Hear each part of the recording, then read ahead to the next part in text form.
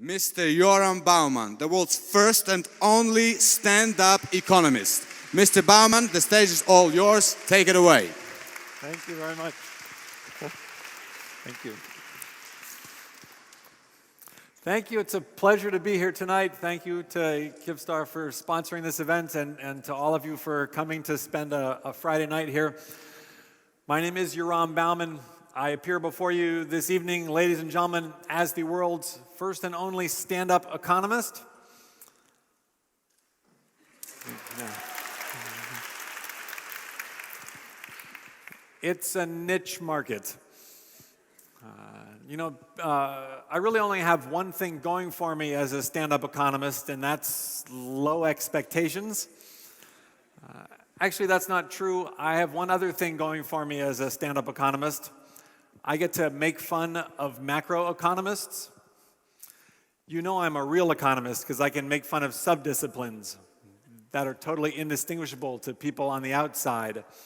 You know, people in New York make fun of people in New Jersey, and people in Scotland make fun of people in England, and people in prison make fun of people in graduate school. I did go through 5 years of graduate school. I got my PhD in economics, only to decide that I wanted to do stand-up comedy. You can imagine how much this thrilled my father. He told me I'd never make it as a stand-up economist. And I said, why not? And he said, because there's no demand. I said, don't worry, Dad, I'm a supply-side economist. I just stand up and let the jokes trickle down. I believe in the Laffer curve.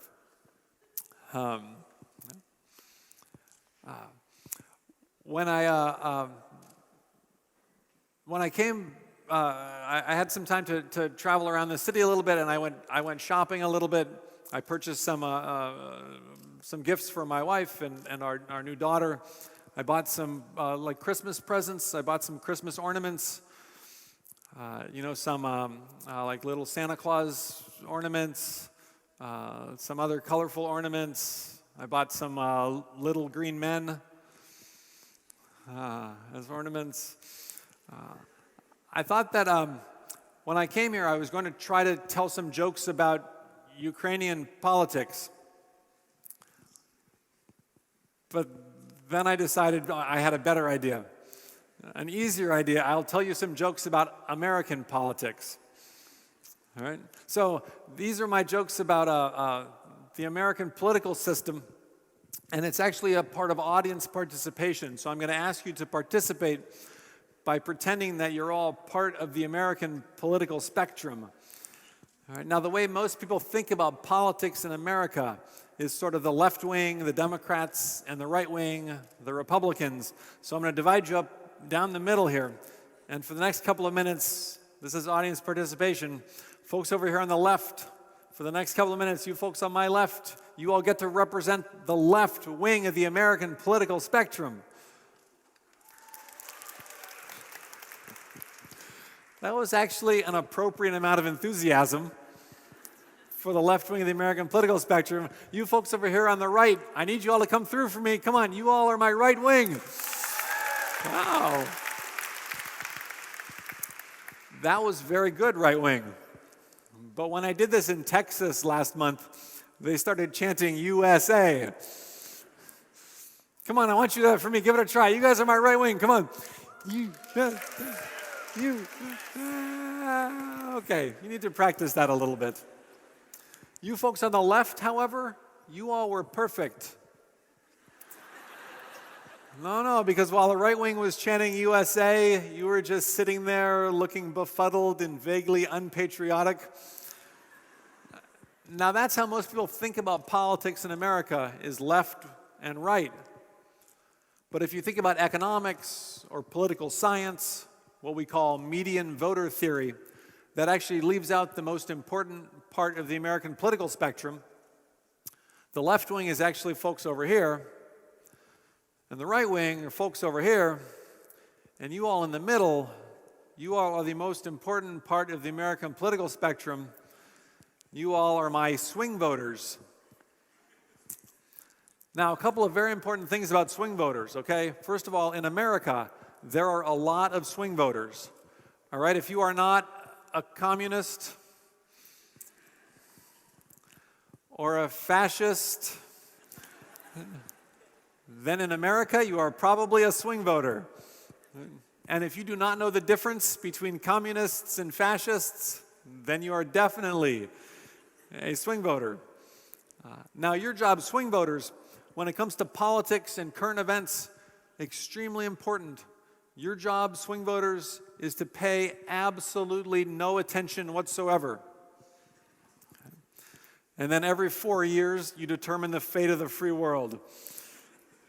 I know that sounds like a big responsibility, okay, but trust me, don't give it a second thought. And that's really how the political spectrum is divided. You've got the left wing. The stereotype about the left wing is that the left wing is spineless. See, they just take it. Oh, yeah, we're spineless. Very good left wing. Spineless left wing. You got the right wing. The right wing is heartless. And you got the center. The center is clueless. Clueless and apathetic. You're so clueless, you don't know what apathetic means. And you're so apathetic, you can't be bothered to look it up. Now, there are also, of course, the extremes of the American political spectrum, the far right of the American political spectrum, folks against the very far right. You all on the far right get to be my libertarians. That's cool, you can do what you want. Libertarians. Far left of the American political spectrum, folks against the aisle over here on the far left. You all on the far left, hello, you all get to be my libertarians. I'm seeing confused looks from the swing voters. I had someone sitting in the middle once who said, libertarians? You mean the people that check books out for me? And I had to clarify that libertarians are freedom lovers. Right? They come in two flavors. You've got right-wing libertarians. In America, they want everybody to be free to use guns. You've got left-wing libertarians. In America, they want everybody to be free to use drugs.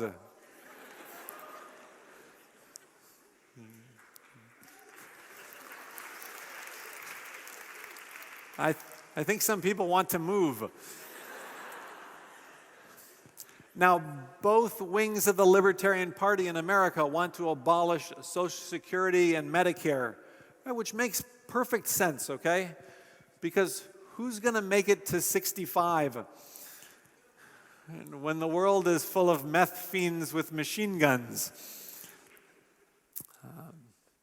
I've been thinking a lot about, well, many people are surprised that the libertarians, the far right of the American political spectrum, they expect the Tea Party to be the far right of the American political spectrum, but the Tea Party is actually back that way in sort of deep right center field. This mix of the far right and the deep center, an explosive combination of radical individualism and extreme cluelessness. No, these are people who believe in social Darwinism, but don't believe in Darwin.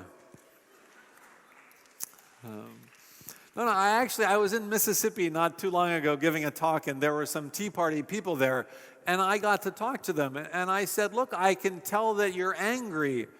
You know, why are you so angry? And this guy jumped up and he said, it's the gays. And I said, well, what's wrong with the gays? And he said, they're breeding like rabbits. It's like, that doesn't make any sense, right? I'd make similar jokes about Occupy Wall Street, which is in deep left center field, but you are not allowed to make fun of the dead. I've been thinking a lot about politics lately because I was in China not too long ago, and it had been my first time in China, and I didn't really know what to expect, and I wanted to have something to say in case the Chinese people came to me and said, you know, tell me about democracy. Yeah, that didn't happen. Instead, I went to China, and the Chinese people came to me, and they said, tell me about your budget deficit. And I had to say, let me tell you about democracy. I know when it comes to the budget deficit, the left blames the right, and the right blames the left, but I actually blame the center. I don't think we have a budget deficit because left-wing people believe in mandates or because right-wing people believe in markets. We have a budget deficit because people in the middle believe in magic. Oh, let me give you an example. Right, every time a left-wing politician says, hey, I've got a great idea for a road or a school or a hospital, the response from swing voters is, yeah, let's do that. And then every time a right-wing politician says taxes are too high and we should cut taxes, the response from swing voters is, yeah, let's do that. And then it turns out that we have a budget deficit, and swing voters blame the politicians, which is a little ridiculous, right? I mean, this is kind of like going to the doctor for your checkup, and the doctor tells you that you've been gaining weight, and the left side of your brain says, I guess I better exercise more. And the right side of your brain says, I guess I better stop eating so many donuts. And the middle part of your brain says, I guess I better get a new doctor. Like it doesn't work that way. Before we go any further, I should show you my T-shirt. This is my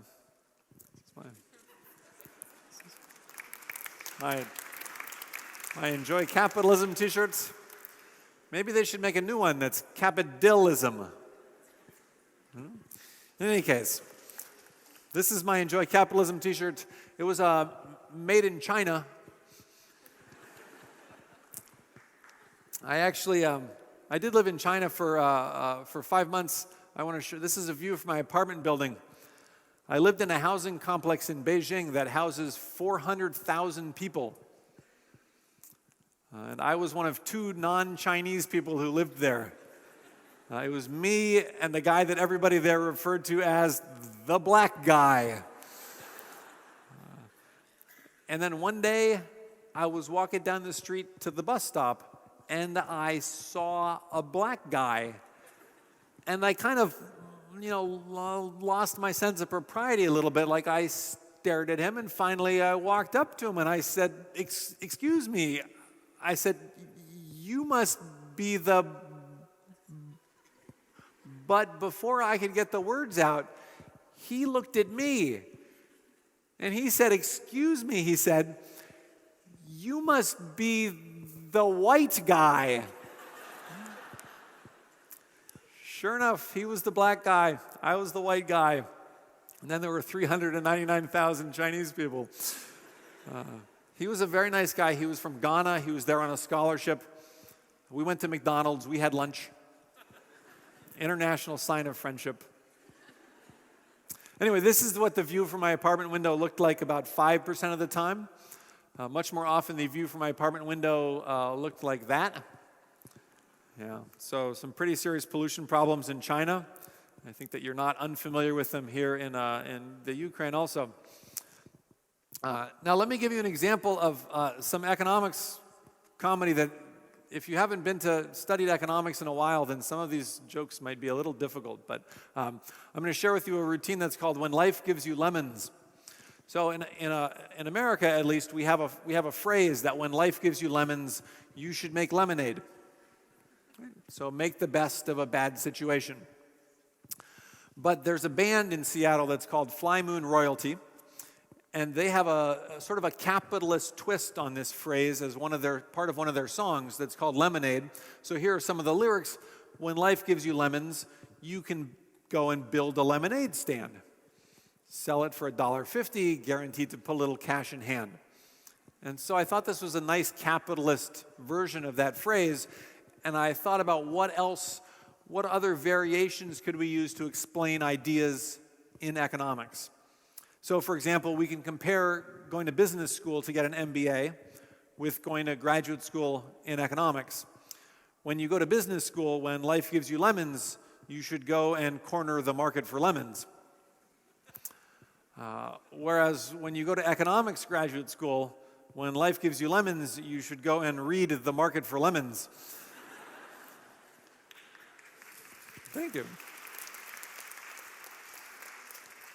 Which is a Nobel Prize-winning paper by George Akerlof. It's a good paper. Microeconomics, when life gives you lemons, you should consider a world with only 2 goods, lemons and everything else, show that the budget constraint shifts so that you can reach a higher indifference curve. Your extra credit assignment here is to figure out what happens if lemons are a bad rather than a good.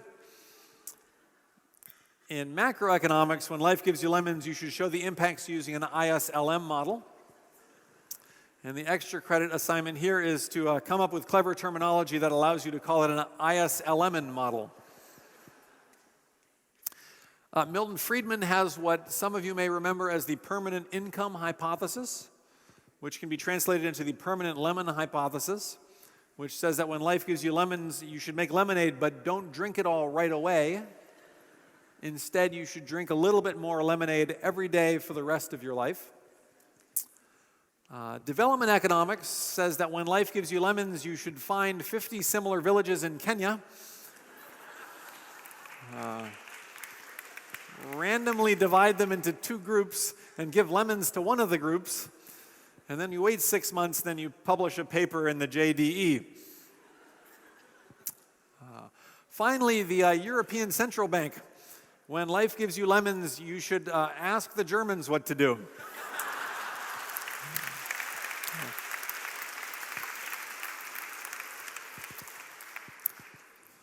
Somehow I thought you might like that one.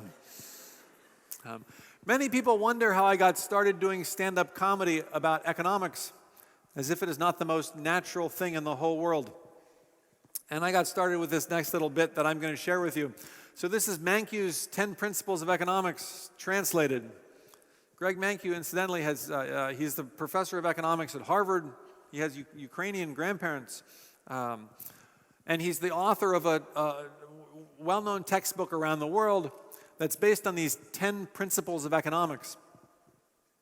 Now, I know there's a lot on the screen, but I generally encourage people not to try to read all of this. Just take my word that you pretty much need a PhD in economics to understand these 10 principles. Now, fortunately, I have a PhD in economics, so I've taken it upon myself to translate these principles for the more fortunate in the world. We're going to begin by separating them into the first 7 principles, which are microeconomics, and the last 3, which are macroeconomics. The difference, as P.J. O'Rourke once said, being that microeconomists are wrong about little things, and macroeconomists are wrong about things in general.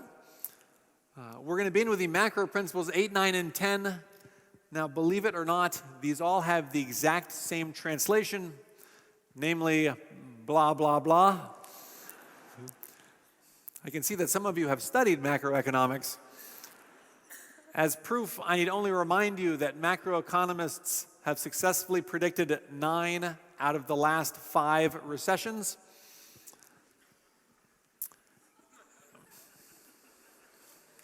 Stay with me, Kiev. And as further proof, we can now go up 1 font size. So let's go back to the micro principles. Now, the first one is really, it's one of the most fundamental ideas in economics. People face trade-offs. All right, and the translation here is very simple. Choices are bad. Okay? This is actually a syllogism. Trade-offs are bad. Anytime you have choices, you have trade-offs. Therefore, choices are bad. If you don't understand that, take a look at the second principle. The cost of something is what you give up to get it.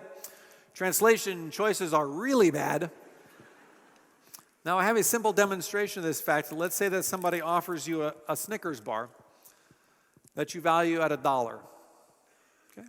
Then what you can loosely think of as your economic profit in this situation is the dollar of the Snickers bar minus the cost of what you give up to get it, which is nothing.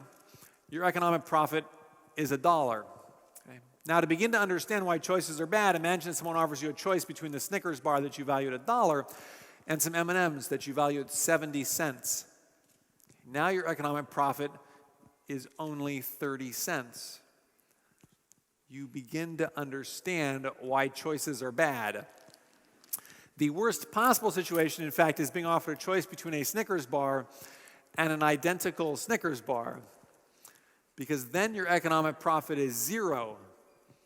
Now, people who are not trained in economics might say that that's no different than just being offered one Snickers bar. But that kind of sloppy thinking will never get you an economics degree. Okay. Summarizing then, Choices are bad. Choices are really bad. I'm not going to beat around the bush with you folks. If you don't understand why choices are bad, you're probably stupid. Moving on. Principle number 3, rational people think at the margin. Translation, people are stupid. Now, it is immediately obvious that people do not think at the margin. Nobody goes to the grocery store and says, I'm going to buy an orange. I'm going to buy another orange.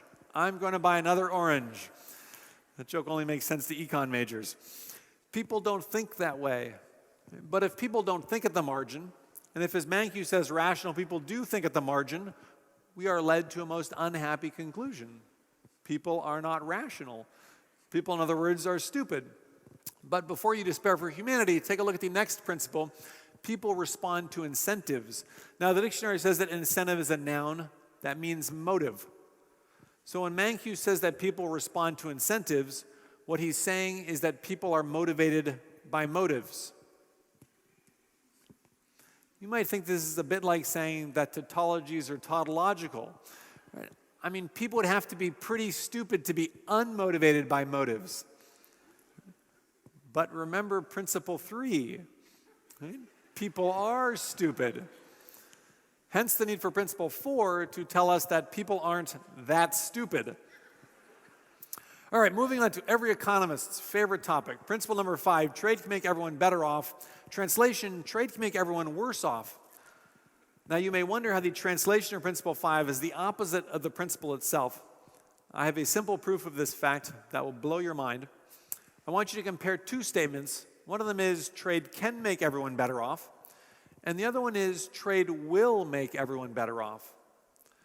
Now if you had to pick one of those 2 statements to put in your best-selling textbook, right, it's no contest. The second statement is clearly stronger. But Mankiw uses the first statement instead. And if you think about why, there's only one possible explanation.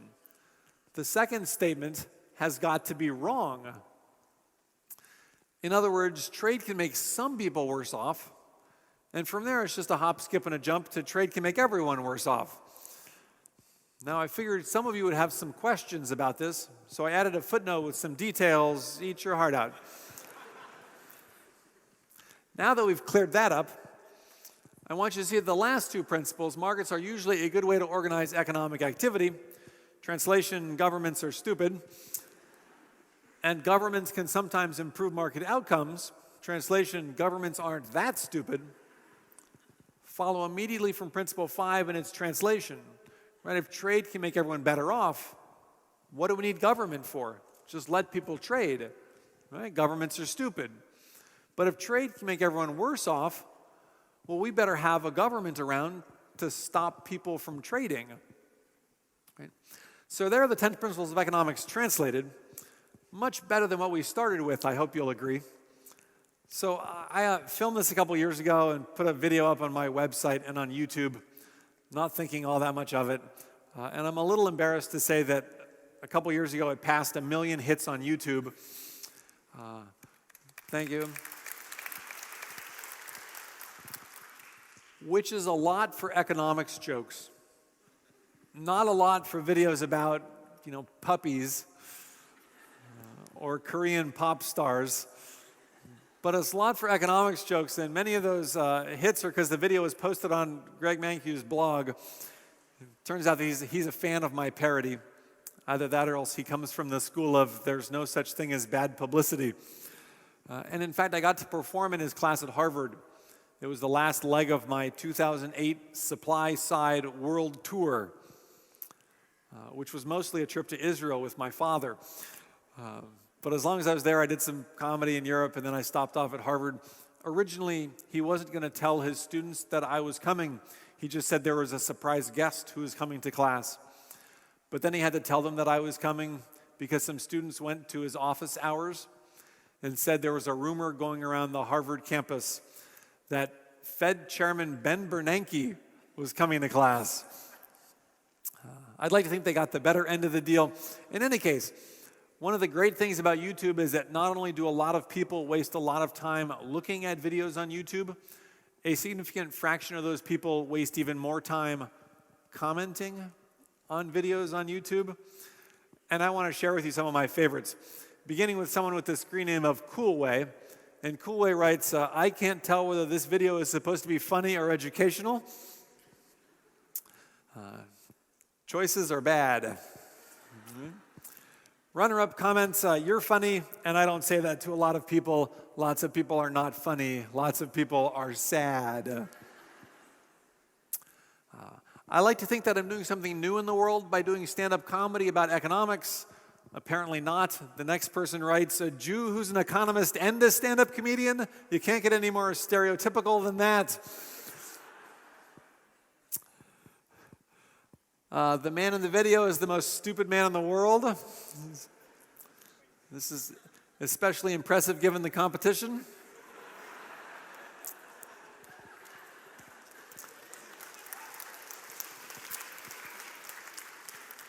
Not everybody's a fan of the video. The next person wrote, I spaced off listening to this just like in my real economics class. And then there are kind of the crazy people, like this person who wrote, they make economics boring and confusing on purpose because they don't want you to figure out that the whole economy is a Ponzi scheme. This person gets bonus points for creating a new word, unpurpose. Not the craziest thing somebody wrote. The craziest thing somebody wrote was this. What a confusion of deceptions. The U.S. Congress does not print money as the Constitution dictates. That power was usurped by a cabal of international banksters in 1913. I know. I finally figured out this person was talking about the Federal Reserve, the central bank in the United States, but only because the next thing that they write is that the Federal Reserve is about as Federal Express. I honestly have no idea what that means. In any case, after this person writes this nasty stuff about the Federal Reserve on my YouTube comments page, somebody else feels compelled to come to the defense of the Federal Reserve Bank of the United States on my YouTube comments page. So here's what the next person writes. In defense of the Fed, if we got rid of it, we'd still need to replace it with something that does its functions, i.e. printing money and clearing checks. The first of which the Fed doesn't do. Right? The Treasury prints money, not the Fed. And clearing checks is a very minor role that the Fed has. So somebody else has to write in and correct this person and say, actually, the Fed doesn't print money, and this is a terrific answer. The Fed controls the money supply by expanding and contracting bank reserves.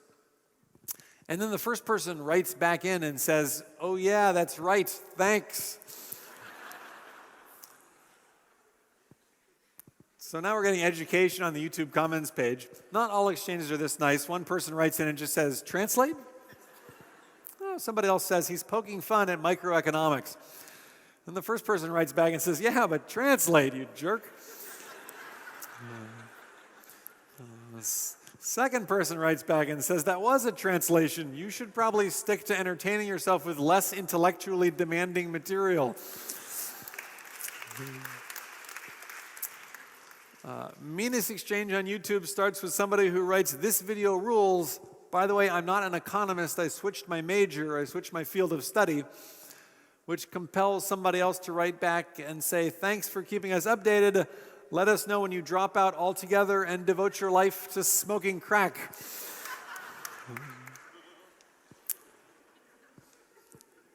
Kids these days. I want to come back to this slide here.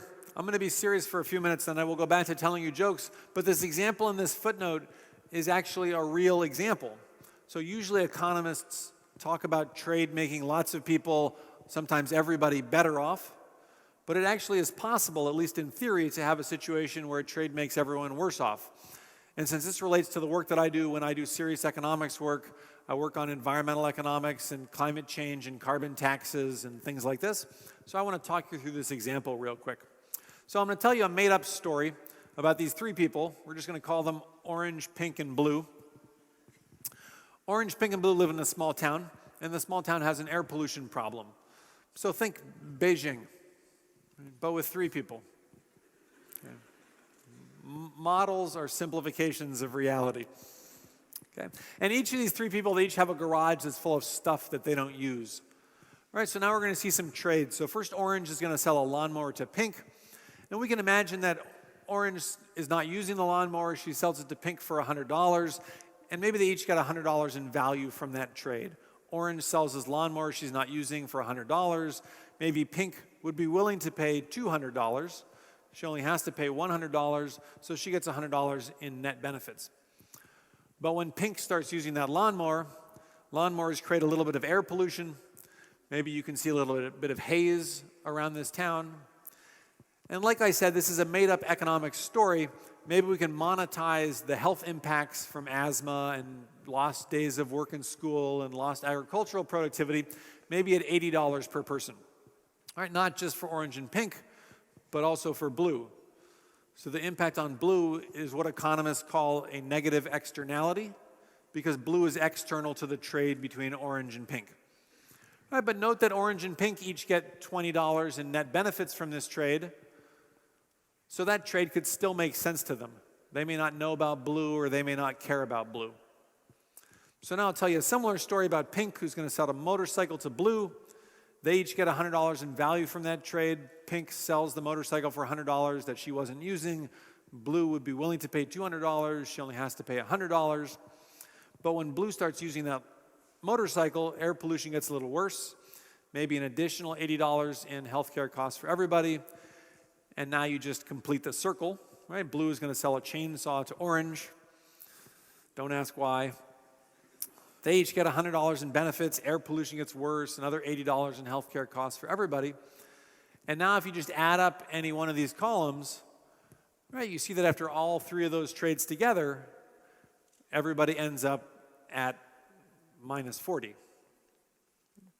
So this is an example of what's called the tragedy of the commons, or the prisoner's dilemma, if you're familiar with those ideas.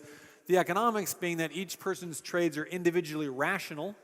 If you ask any of these people if they want to take back any of the trades that they made, they'll say no, because each trade they make leaves them $20 better off. But altogether, the trades end up hurting everybody.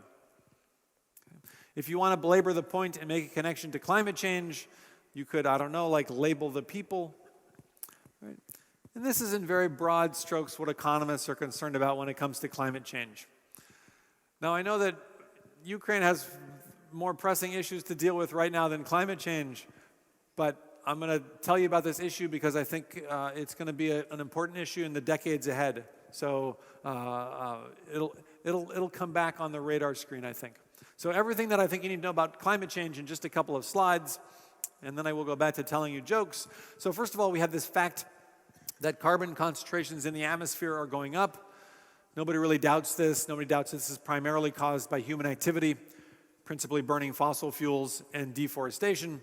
Then we have this theory that says that if carbon concentrations go up, then global temperatures are going to go up. This theory actually goes all the way back to this fellow, Arrhenius, who was a chemist in Sweden. And in 1896, he made the first estimate of how much global temperatures would increase if we doubled CO2 in the atmosphere, which we're on track to do kind of the middle of this century. And his estimate from 1896, about 5 degrees Celsius, is still pretty close to the range that climate scientists talk about today. The big difference between where he was then and where we are now is that he thought that climate change was going to be awesome because he lived in Sweden. And we tend to be a little more concerned about changing the basic functionings of planet Earth. In any case, we've been running this experiment on planet Earth for the last 150 years or so, and here are the results of the experiment. The dots here are individual years, and the red bars are 10-year average temperatures, going back to the 1880s and up to the 1970s, and then there's the 1980s, the 1990s, the 2000s. For what it's worth, the first few years of this decade, temperatures going up pretty much in line with the projections of climate science. Now, if you happen to not believe that humans are partly responsible for increasing global temperatures, I will try to find common ground with you anyway. And the common ground comes from the way that economists think about pollution problems, which is that the way to get less pollution is to make polluting expensive. Because when you make polluting expensive, you get market forces working to promote conservation and innovation and development of new technologies and all the things that I, at least, love about capitalism. So what I work on as an environmental economist is using the tools of economics and the power of capitalism to protect the environment. The tools of economics and the power of capitalism to protect the environment. A couple of policy tools to talk about, like a carbon tax or an auction cap and trade system, but the point of those policies is to drive up the price of fossil fuels. Okay. Now this is generally the part in my talks where people stop laughing, because it's hard to convince people that we should be paying more for gasoline and electricity and things like this. But there is a side benefit to these policies, other than the main benefit of, potentially saving the world. And the side benefit is that if you do these policies right, you generate a pile of revenue. Government can do all sorts of things with that revenue. The idea that I talk to folks about is that we could be using most or all of that revenue to reduce or eliminate existing taxes. So it's called environmental tax reform or tax shifting or tax swaps. Right? The idea being that if we had higher taxes on things we want less of, like pollution, then we could afford to have lower taxes on things we want more of, like jobs and income and savings and investment. This is an idea that economists pretty much all agree is a good idea, and there's even a place that's done this. So I live in Seattle, in the state of Washington. To my north, the Canadian province of British Columbia has what many economists consider to be the best climate policy in the world, implemented by a right-of-center government that said, look, we want to do something about climate change. We want to be market friendly. We don't want to grow government. So they implemented a revenue-neutral carbon tax. So yes, they pay more for fossil fuels, but they use all that money to reduce income taxes and business taxes and to provide tax credits for low-income households.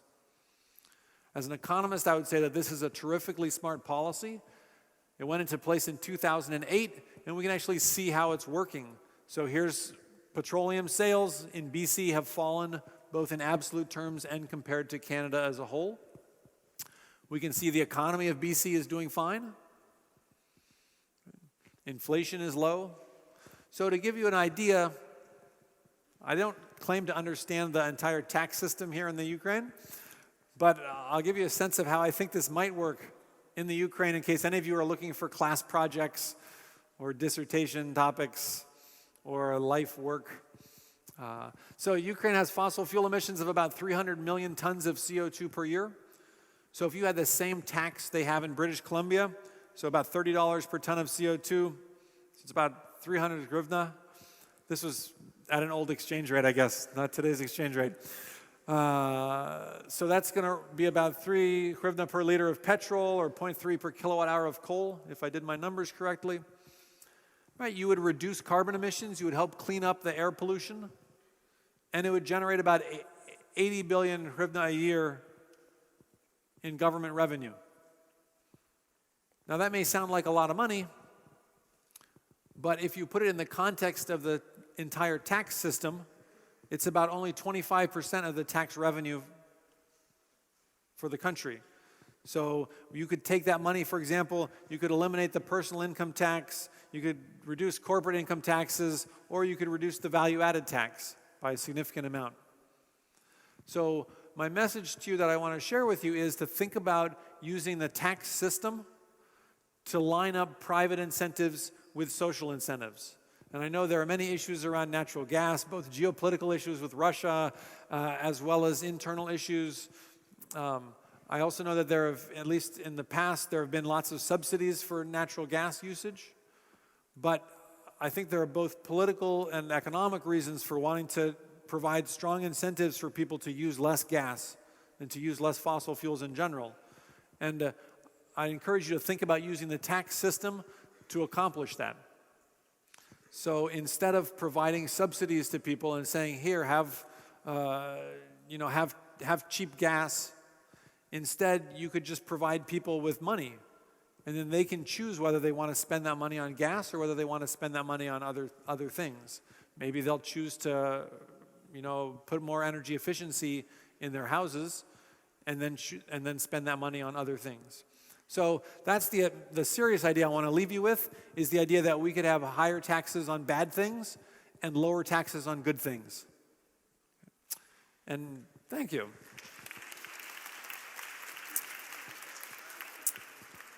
And now, ladies and gentlemen, I will go back to telling you jokes.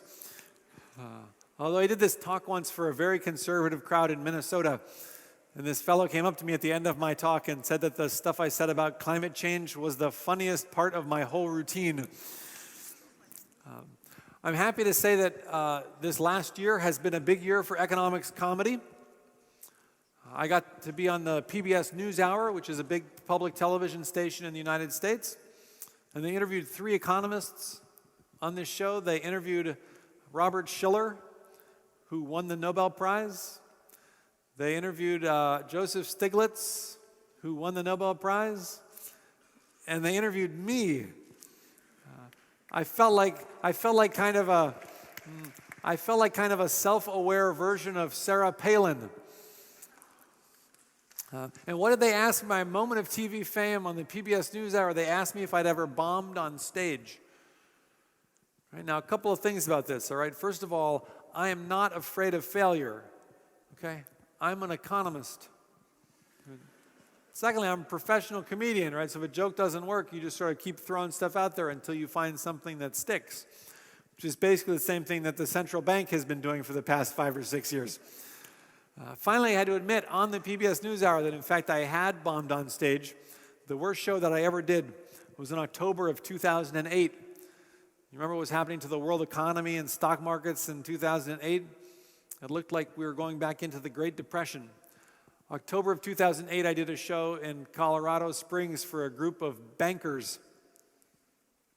And they were not happy campers. And comedy is kind of a violent business. And if you're doing well, then you're killing. And if you're doing badly, then you're bombing. And I totally bombed that show. And I actually spent a fair amount of time afterwards sort of soul-searching, trying to figure out where had I lost the connection with this audience of bankers in Colorado Springs in October of 2008. And I finally realized that I lost them on my opening line. And my opening line was, "Hey, how's it going?" Apparently it wasn't going very well. I do have one joke to share with you that's not about economics. It's a joke about Spanish, which I speak reasonably well, but not perfectly, as I learned a few years ago. This was well before I was married, and I was down in Ecuador practicing my Spanish in a bar with a young woman. Hey, economists are people too. And finally she turned to me and she said in Spanish, she said, "Hey, if you're so great, how come you're not married?" And I wanted to say something sort of flirtatiously self-deprecating. You know, like, I don't know, maybe women just don't like me. And what I ended up saying was, "Tal vez no me gustan las mujeres," which means maybe I don't like women. When I found out what I said, I felt very embarazada, which means pregnant. So, I'll do a little bit for you here. This is called What to Expect When You're Expecting the Nobel Prize. So, at least in America, you should expect an early morning phone call from a long-dead economist. So when you get the Nobel Prize, you get a phone call that comes at it's a reasonable hour Sweden time or Ukraine time, but it's 6 o'clock in the morning in New York and 3 o'clock in the morning in California. And they give you a phone call and tell you that you've won the Nobel Prize. And then they call you back and they do a phone interview with you. And they post the transcript for everybody to see. So here's the interview with Edmund Phelps from 2006. And the interview is being conducted by the editor-in-chief of the Nobel Prize website, whose name is, well, you'll see in a moment what his name is. So here's the interview. "Hello, may I speak to Professor Phelps, please?" And he says, "Who's calling?" And the guy says, "I'm calling from the Nobel Foundation, and my name is Adam Smith." And Edmund Phelps just starts cracking up, right? Here's this call at 6 o'clock in the morning from some guy named Adam Smith saying that you won the Nobel Prize. And Adam Smith says, "I know it could be a hoax call with a name like that. It's a terrible burden I carry." You also get to see sort of the human side of some of these famous economists. So here's the interview with Leonid Hurwitz. Leonid Hurwitz was the oldest person to win the Nobel Prize. So the interview with him and his wife, Adam Smith calls up and says, "Good morning, Professor Hurwitz. And he says, hello? And his wife says he's hard of hearing. Okay. And Adam Smith says, I'm sorry, I'll speak louder. Can you hear me now? And his wife says yes. And then, thank you, my name is Adam Smith, and ha ha ha, and they all start laughing again. So I do have a couple of these cartoon economics books, which are fun, and part of the, I'll show you a couple slides because we try to explain in fun and simple ways what people win the Nobel Prize for. So this is an example from Jim Tobin, who says, don't put all your eggs in one basket. And the King of Sweden says, congratulations, you win the Nobel Prize. And this is actually based on a true story, which was that so Tobin won the Nobel Prize for something called portfolio selection theory, which is about, trading off risk versus reward and building up optimal portfolios. And so when he went to Sweden to get the Nobel Prize at the press conference, the reporter said, well, tell us about portfolio selection theory. And Tobin started doing all these equations and, math. And the reporter said, no, that's too hard. Make it simple. And so Tobin said, well, it's kind of like don't put all your eggs in one basket. And then the next day, headlines around the world said, economist wins Nobel Prize for don't put all your eggs in one basket. So this is a true story. Here's Gary Becker saying sometimes crime does pay. So Gary Becker was famous for applying economic ideas and ways of thinking to things that we don't necessarily consider economics, like crime and drug addiction and family dynamics. John Nash has figured out the optimal strategy for rock, paper, scissors. He was one of the founders of game theory. Joseph Stiglitz says sometimes the invisible hand is invisible because it's not there, which is actually a classic Stiglitz line. Daniel Kahneman is a psychologist who won the Nobel Prize in economics for laying the foundations of what we now call behavioral economics. So he says human beings are not always rational, and the King of Sweden is like, wow, really? Elinor Ostrom won the Nobel Prize a few years ago studying tragedy of the common situations, especially fisheries around the world. And then someday, somebody, I think Marty Weitzman at Harvard, will win for the idea that the way to get people to pollute less is to make polluting expensive. So those are the cartoon books. I do have a new book, The Cartoon Introduction to Climate Change, and you can find out more about all of them on my website. You can follow me on Twitter. There's how to get a hold of me if you have any questions. I think we have time for a couple more jokes, and then we're going to go to your questions and see how we do with those. So these are some you might be an economist if jokes. You might be an economist if you're an expert on money, but you dress like a disaster victim. You might be an economist if you don't read human interest stories in the newspaper because they don't interest you. You might be an economist if you've ever gone to a bank in the hopes of getting a date. You might be an economist if you plan to have your children born in December instead of January so that you can maximize the discounted present value of the child tax credit. You've done that?